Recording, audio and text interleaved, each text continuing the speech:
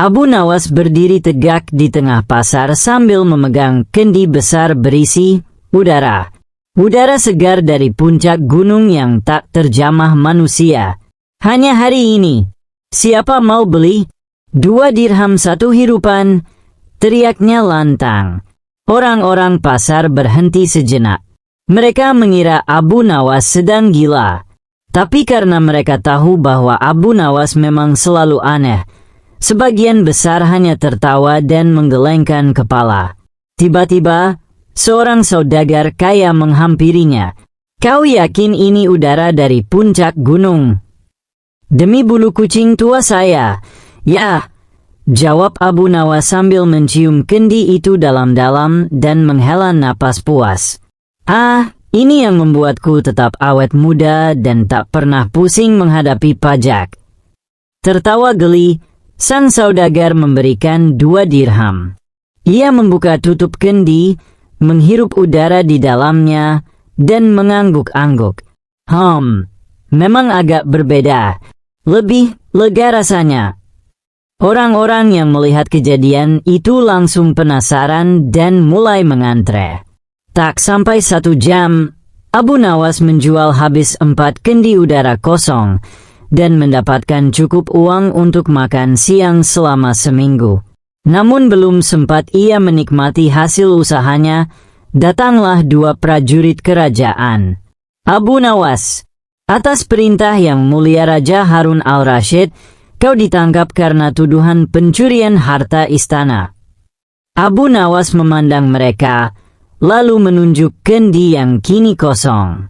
Kau yakin ini bukan karena udara segar saya yang terlalu laris? Tanpa kata lain, ia ditarik ke atas kuda dan dibawa ke istana. Raja Harun al-Rashid duduk di singgasananya dengan ekspresi galak.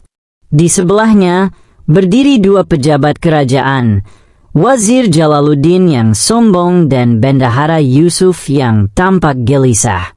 Abu Nawas, ujar sang raja sambil mengelus jenggotnya, malam kemarin, harta istana berupa 1 peti emas dan 2 guji batu permata lenyap. Menurut saksi, kau terlihat mondar-mandir di sekitar gerbang istana. Abu Nawas tersenyum. Yang Mulia, apakah gerbang istana kini hanya boleh dikunjungi oleh pencuri? Wazir Jalaluddin menyela, saksi bahkan melihatmu membawa kantong besar di punggungmu. Itu benar, jawab Abu Nawas santai. Kantong itu berisi udara segar, untuk dijual di pasar pagi ini. Udara segar, teriak sang raja dengan mata melotot. Ya, Yang Mulia, dari puncak Gunung Tikrit, saya ingin membawa segarnya gunung ke hati rakyat yang penat. Hasilnya cukup baik. Saya bisa traktir Tuan Wazir semangkuk sup kambing sore ini. Wazir Jalaluddin hampir meledak karena malu ditertawakan para prajurit yang berjaga. Tapi raja tetap tegas. Abu Nawas, kelakar dan akal cerdikmu tak akan menyelamatkanmu kali ini. Hingga kau bisa membuktikan dirimu tidak bersalah, kau akan dikurung di Menara Selatan. Abu Nawas memberi hormat. Terima kasih, Yang Mulia. Saya dengar di sana anginnya sejuk dan pemandangannya bagus. Raja hampir tersenyum, tapi menahannya. Menara Selatan istana sebenarnya adalah tempat tahanan kelas berat. Tapi saat Abu Nawas masuk, segalanya berubah. Dalam waktu 2 hari, para penjaga tertawa setiap saat karena cerita-cerita Abu Nawas. Para tahanan mulai bermain tebak-tebakan.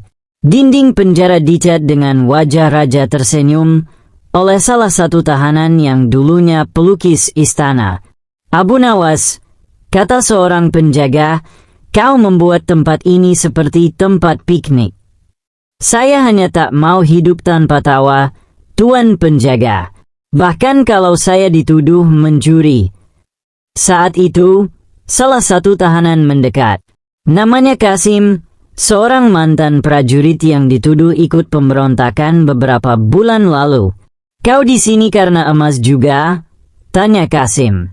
Tidak, jawab Abu Nawas. Saya di sini karena udara dan tuduhan yang mengada-ada. Qasim tertawa. Lalu dengan suara pelan, ia berbisik, tahukah kau? Peti emas itu bukan dicuri oleh pencuri biasa. Aku punya teman yang mendengar Wazir Jalaluddin sendiri mengatur agar peti itu menghilang untuk dijual secara rahasia kepada saudagar asing. Abu Nawas mengangguk. Kau punya bukti? Belum. Tapi aku tahu seseorang yang mungkin punya. Namanya Tabriz. Dia dulu pelayan istana, tapi diusir karena tahu terlalu banyak. Mata Abu Nawas berbinar. Qasim, sepertinya aku perlu keluar dari sini dan bertemu Tabriz. Dan mungkin menyamar sebagai pemberontak. Abu Nawas mengamati jeruji besi penjaranya sambil mengelus dagunya. Aku perlu keluar, dan aku perlu keluar sebagai orang yang dicurigai. Ia memanggil penjaga penjara. Tuan penjaga, bolehkah saya minta sepotong roti, secangkir teh hangat, dan seekor ayam? Penjaga mengerutkan alis. Ayam? Buat apa? Ayam istimewa, kata Abu Nawas. Ia akan jadi rekan penyamaranku. Keesokan harinya, suasana penjara gaduh. Abu Nawas memanfaatkan ayam pemberian penjaga untuk melakukan atraksi, menyuapi ayam dengan potongan roti sambil berdialog seolah-olah ayam itu agen rahasia. Berita dari markas pemberontak telah tiba, kata Abu Nawas dengan nada serius, menunjuk si ayam. Kokot, sahut ayam. Semua tahanan tertawa terbahak-bahak. Tapi Abu Nawas diam-diam menyisipkan pesan pada Qasim dan dua tahanan lain.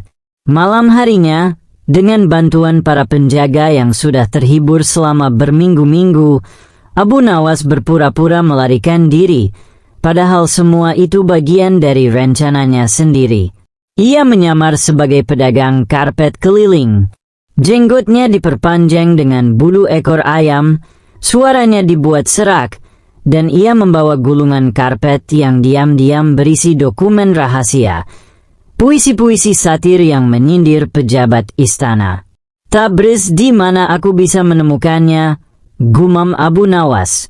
Di sebuah desa pinggiran Baghdad, Abu Nawas menemukan rumah tua dengan pagar miring.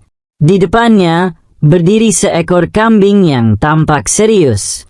Ini pasti tempatnya, bisik Abu Nawas. Ia mengetuk pintu. Seorang pria tua berjanggut putih membuka pintu. Matanya mencurigakan, tetapi ketika melihat wajah Abu Nawas, ia berseru, "Ah, penyair penjual udara, masuklah." Tabriz ternyata sangat ramah dan jauh lebih waras dari yang dikabarkan. Saya dipecat karena mendengar Wazir Jalaluddin menyuruh Bendahara Yusuf menyembunyikan harta kerajaan, kata Tabriz. Mereka bekerja sama dengan pedagang dari negeri seberang, dan mereka memfitnah orang-orang yang tahu, seperti Qasim. Adakah bukti? Tanya Abu Nawas. Tabriz tersenyum dan menunjuk ke arah kandang kambing. Kambingku, Farik, pernah disumpahi di depan mereka. Mereka mengira aku gila karena menyuruh kambing bersaksi. Tapi kambing ini mendengar banyak rahasia. Abu Nawas menatap Farik dalam-dalam. Farik, bersediakah kau bicara di depan raja nanti? Farik mengembit keras. Mbet. Abu Nawas tertawa. Itu artinya, ya, tapi tolong beri aku apel. Rencana pun disusun. Tabriz akan ikut ke istana, dan kambing Farik, yang akan diberi kalung lonceng dan dikenakan jubah kecil, akan menjadi saksi utama. Namun, Abu Nawas sadar, ia masih belum punya satu hal penting, alasan meyakinkan untuk membalikkan tuduhan terhadap dirinya sendiri. Ia harus membuktikan bahwa bukan dia pemberontak, tetapi justru orang dalam istana. Ia pun menyamar sebagai Abu Siang, pedagang kue dan madu dari utara. Dengan perut diisi bantal dan dialek dibuat cadel, ia pergi ke wilayah padang pasir, di mana rumor menyebut ada markas pemberontak. Setelah 2 hari perjalanan dan 3 kali ditipu anak-anak penjual pasir, ya, mereka betul-betul menjual pasir dalam kantong. Abu Nawas tiba di sebuah tenda besar. Ia disambut oleh seorang lelaki bertubuh kekar bernama Karim. "Apa urusanmu, orang tua?" tanya Karim. "Saya bawa kue madu untuk teman-teman yang ingin revolusi, tapi tetap punya gigi sehat," jawab Abu Nawas. Karim mengernyit, lalu tertawa. "Masuklah, kami butuh tawa juga." Selama 3 hari, Abu Nawas tinggal di sana, memperhatikan. Ia mencatat nama-nama, wajah, bahkan dialog rahasia. Ternyata, para pemberontak itu bukan orang miskin biasa. Mereka adalah kaki tangan Wazir Jalaluddin sendiri. Beberapa bahkan mantan pengawal istana. Abu Nawas tahu, waktunya pulang dan mengungkap segalanya. Abu Nawas kembali ke istana dengan membawa Tabriz, Qasim, kambing Farik, dan segulung karpet penuh nama-nama pengkhianat. Raja Harun al-Rashid awalnya terkejut melihat Abu Nawas kembali sendiri, tanpa pengawal. "Bagaimana kau bisa keluar?" bentaknya. "Yang mulia," kata Abu Nawas sambil membungkuk, "saya telah menyamar sebagai pencuri, pemberontak, dan penjual kue, semuanya untuk membuktikan bahwa saya bukan pelakunya." "Omong kosong. Kalau begitu, izinkan saya mengadakan pengadilan dengan saksi-saksi yang tidak biasa." Raja, yang mulai penasaran, mengizinkan. Di hadapan para pejabat dan prajurit, Abu Nawas membawa kambing Farik ke tengah aula. "Inilah Farik, kambing saksi. Ia akan membuktikan siapa pengkhianat sebenarnya." Wazir Jalaluddin tertawa sinis. "Kambing bicara? Kau benar-benar gila." Abu Nawas tersenyum. Ia membuka sebuah kotak kecil berisi apel dan meletakkannya di atas kepala wazir. Farik, yang lapar, langsung melompat dan menggigit topi wazir hingga jatuh. "Lihat!" teriak Abu Nawas. Farik tahu. Ia langsung menunjuk penjahatnya. Penonton tertawa. Raja pun tersenyum geli. Namun Abu Nawas belum selesai. Ia membuka karpet dan melemparkan puluhan lembar dokumen dan nama-nama. "Ini bukti dan nama-nama pengkhianat. Dan jika Yang Mulia berkenan, saya akan bacakan puisi-puisi satir saya tentang mereka." "Cukup," kata sang raja. Ia memerintahkan pengawalnya menyelidiki lebih lanjut. Hasilnya mengejutkan semua orang. Semua tuduhan Abu Nawas benar. Jalaluddin dan Yusuf ditangkap. Hari itu, istana merayakan pengungkapan konspirasi terbesar dalam sejarah Baghdad. Tapi raja tahu, kemenangan ini tak akan terjadi tanpa kelucuan dan akal Abu Nawas. "Abu Nawas," kata raja dengan angkuh namun senyum mengembang, "kau menyelamatkan kerajaanku. Apa yang kau inginkan sebagai hadiah?" Abu Nawas berpikir sejenak, lalu berkata, "Yang Mulia, saya ingin membuka toko resmi di pasar." "Toko apa?" "Toko penjualan udara segar." Raja dan semua orang terdiam sejenak, lalu tertawa terbahak-bahak. Raja memeluk Abu Nawas. "Kau tak hanya penyair dan penipu terbaik, tapi juga penjaga tawa rakyatku." Maka, sejak hari itu, di tengah pasar Baghdad, berdirilah kios bertuliskan, "Abu Nawas, penjual udara, pahlawan kerajaan." Dan kambing Farik, ia diangkat menjadi kepala divisi anti pengkhianat, walau tugas resminya hanyalah memakan apel di taman istana. Beberapa bulan setelah kejadian besar itu, nama Abu Nawas semakin harum di seluruh penjuru Baghdad. Bukan hanya karena keberaniannya membongkar konspirasi dalam istana, tetapi karena satu hal yang tidak pernah berubah. Ia tetap menjual udara segar. Tiap pagi, kios kecilnya di pasar selalu ramai. Orang-orang dari desa hingga pedagang dari luar negeri datang bukan hanya untuk membeli udara dari puncak gunung, tapi juga untuk mendengar celotehan konyol dan petuah cerdas dari sang penyair. Seorang pria muda bertanya padanya suatu hari, "Wahai Abu Nawas, kenapa kau tetap berjualan udara? Bukankah kau bisa menjadi menteri atau penasihat kerajaan?" Abu Nawas tersenyum, menepuk kendi kosongnya, dan menjawab, "Karena di dunia ini, yang paling berharga justru yang tak terlihat, seperti kejujuran, akal sehat, dan udara." Pria muda itu terdiam, lalu tersenyum juga. Saat malam tiba, Abu Nawas duduk di atap rumahnya, memandang bintang-bintang. Di sampingnya duduk kambing Farik, yang kini mengenakan syal wol khusus dengan bordiran, saksi resmi kerajaan. "Apa kau tahu, Farik?" kata Abu Nawas pelan, "hidup ini seperti menjual udara." "Bek," sahut Farik, menoleh heran. "Kau tak selalu bisa menunjukkan nilainya. Tapi kalau kau membuat orang tertawa, membuat orang berpikir, dan membuat keadilan berdiri, kau sudah menjual sesuatu yang lebih berharga dari emas." Farik mengangguk, atau mungkin hanya mengantuk. Tepat saat itu, terdengar teriakan penjaga kota dari kejauhan. Raja Harun akan mengadakan festival 3 hari 3 malam. Pahlawan rakyat Abu Nawas akan tampil di pertunjukan utama. Abu Nawas menepuk dahinya. "Astaga, aku lupa menyiapkan puisi untuk besok. Farik, siapkan pena dan gulungan. Aku akan menulis puisi epik tentang kambing yang menggulingkan wazir." Farik hanya menjawab, "Bet." Beberapa minggu setelah festival 3 hari 3 malam, Raja Harun al-Rashid sedang bersantai di taman istana.